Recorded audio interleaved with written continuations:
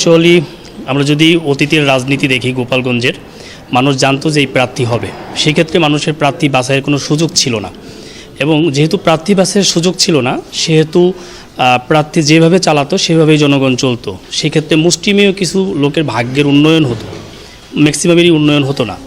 আমাকে যদি জনগণ ভোট দেয়, আমি যদি নির্বাচিত হই, তাহলে আমি জনগণের যে ম্যান্ডেট, সেই ম্যান্ডেট বাস্তবায়নের জন্য কাজ করব এবং জনগণের যেন প্রত্যাশা পূরণ হয়।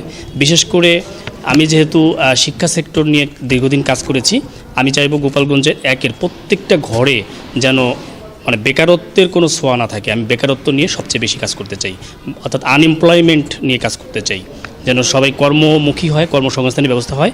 এই উদ্যোগটা আমি নিতে চাই। আমরা আশাবাদী, আমরা মানুষের জন্য কাজ করার জন্যই রাজনীতিতে আসছি।